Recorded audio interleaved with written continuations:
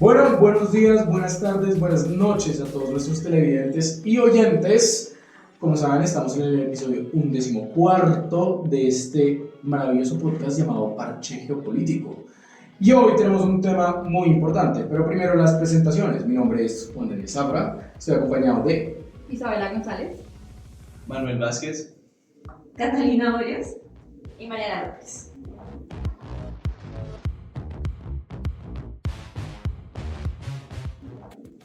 Y bueno, el tema de hoy es el conflicto de Israel y Palestina. Y este tema es supremamente importante. Pero calma. Primero que nada tenemos que definir nuestro problema. Calmados. Y bueno, el día de hoy vamos a estudiar el conflicto entre Israel y Palestina y bueno, vamos a analizar sus implicaciones, cómo se ha desarrollado, su relevancia para el sistema internacional y sobre todo sus temas de seguridad. Lo más importante que tenemos que ver ahora es la seguridad, pero la seguridad exactamente ¿para quién? Bueno, y como sabemos, es en especial, ¿qué tipo de seguridad? Todo eso lo vamos a enmarcar en una de las teorías de relaciones internacionales más importantes que conocemos, que vendría siendo la teoría crítica de seguridad. Bueno, pues es muy importante porque vamos a partir de preguntarnos qué ha pasado en estos países, cómo se ha desarrollado este conflicto y sobre todo en el marco de cómo se desarrolla la tan famosa seguridad nacional. Bueno, pues para empezar es necesario entender que los estudios críticos de seguridad tienen como una idea o una base que la seguridad no es subjetiva, no es algo material que podemos como tocar, sino que parte desde la construcción de discursos, donde básicamente se hace el movimiento de gente, prioridades, de muchas cosas que realmente buscan como encontrar que es amenaza para ellos mismos y no para todas las naciones.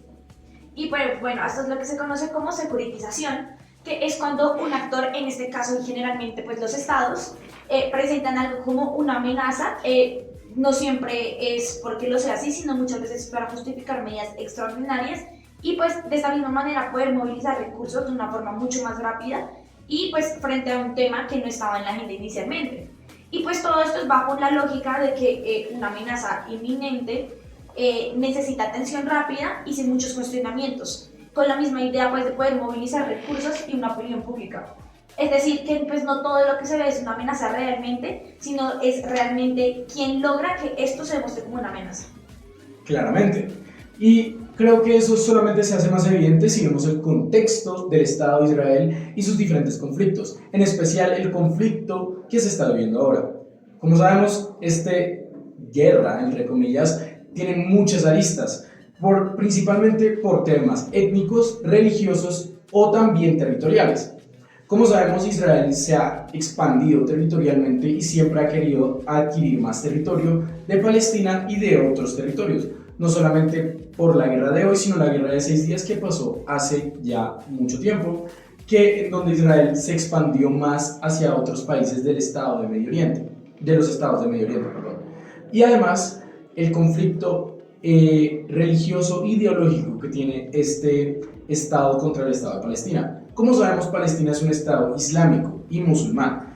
Eso quiere decir que ellos van totalmente en contra a la visión ideológica que tiene Israel, porque ellos trabajan con su ideología judía y también que ya va más ligada al cristianismo y catolicismo.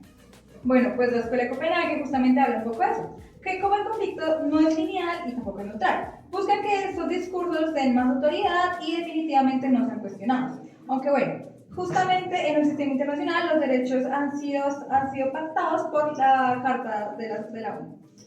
Entonces, desde la visión de seguridad para el gran Estado de Israel, es muy importante la premisa religiosa. Es, de hecho, uno de los pilares fundamentales para entender cómo se ha desarrollado este conflicto, porque esta tierra fue prometida, sí, fue prometida hace 3.000 años, y no solo hace 3.000 años, sino también por el Imperio Británico, en un momento importante, cuando se dijo que en la declaración de Balfour, emitida en 1917, cuando se le prometió un territorio digno para el Estado de Israel en el territorio de Palestina. Y bueno, por eso ese tipo de discursos lo que buscan es convencer a la gente de que realmente hay un peligro urgente y que si no se actúa pues de inmediato las consecuencias van a ser mucho peores. Como se puede ver en este discurso de Netanyahu. We're not done yet. The final elements, the final remnants of Hamas are holed up in Gaza City. They vow to repeat the atrocities of October 7th again and again and again, no matter how diminished their forces. That is why Israel must finish the job. That is why we want to do so as fast as possible. Bueno, como se puede ver en este video, la idea es mover pues, la opinión pública y generar un apoyo y poder justificar medidas que pues, en una situación normal serían probablemente rechazadas o muy cuestionadas. Y pues porque al final lo que hacen es construir una sensación de amenaza inminente, pues para quienes lo escuchen sientan que sí o sí deben como aceptar la respuesta que se da. Sí, eso me parece excepcionalmente importante, no solamente para... Bueno chicos, un segundo, alguien me está llamando y es un número privado. Ok, bueno. Continuando. Bueno, por otro lado tenemos a la perspectiva de los palestinos. Y bien, ellos tienen un término, es la NAPCA, que habla un poco de cómo han sido desplazados desde 1948 y cómo ellos han sentido con esto, sintiendo una clase de pérdida de su propia cultura, de claramente su territorio y perdiendo su identidad en un sistema global que los ha dejado un poco por delante. ¿Están por bien? Me llamó una gente hermosa. Dice que hay uno acá dentro de nosotros. Pero bueno, siguiendo con nuestro queridísimo llamado podcast. Sí, Isa, ¿qué más estabas diciendo? Pues sí, bien, te comento que ellos han sentido bastante desplazados por el sistema internacional y que justamente esto ha hecho que su guerra no haya sido tan perpetua como las otras. Sí, es que hay un elemento muy importante que no podemos ignorar, y es que el discurso de seguridad no se ha enmarcado en un solo énfasis. Se ve principalmente que no hay igualdad de condiciones, no es algo recíproco ni en el mismo nivel de estabilidad. Evidentemente el Estado de Israel va a tener siempre prioridad a la hora de la defensa y tiene mucho mayor alcance que un Estado palestino. Se pueden mover mucho más fácilmente los recursos, no solo internos de la nación de Israel, en el marco general, sino también en el marco internacional, cuando se ve, por ejemplo, sobre todo el marco del apoyo estadounidense a Israel. Bueno, en otras palabras, no todas las voces tienen este peso de como influenciar ni la misma capacidad de movilizar, si bien estos discursos securitizadores funcionan como para cada caso, desde Israel hasta Palestina. Estos se ven más identificados por la parte de Israel, entendiendo de que ha tenido como impacto a la forma internacional, mientras que Palestina ha tenido como este significado un poco más por debajo, entendiendo de que pues esto solo tiene como a gente que los acompaña, los persigue, como todo lo que es su población palestina, a comparación de este contexto con Israel. Pero entonces la pregunta cambia. ¿De qué seguridad estamos hablando? ¿De la seguridad del Estado o de la seguridad de las personas que viven dentro de él? Porque cuando la seguridad se define únicamente en términos estatales, es posible justificar medidas que protegen al Estado.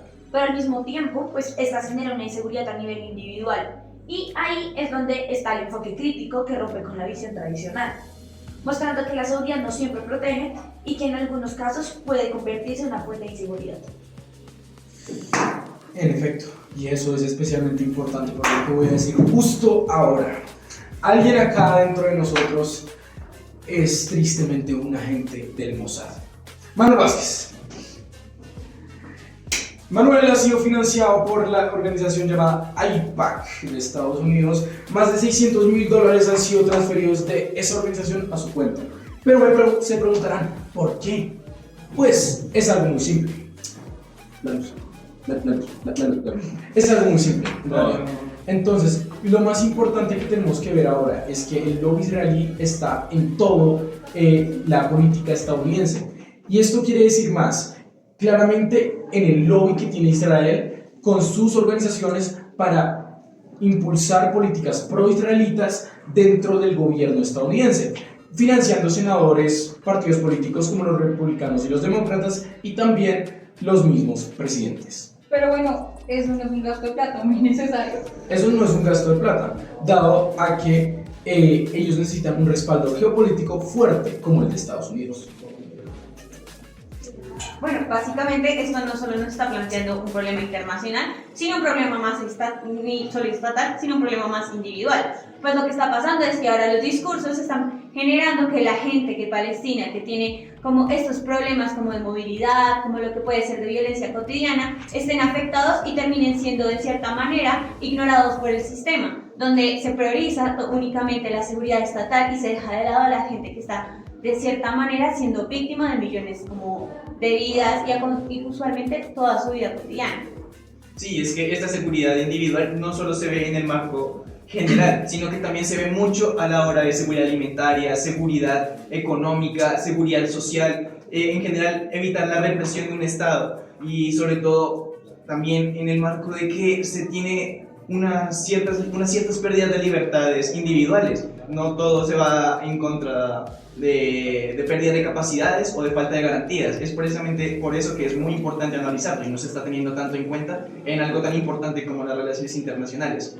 Pero tenemos que tener en cuenta algo claro: es indispensable poder defender el Estado de Israel porque... Bueno, vale, ya lo vamos.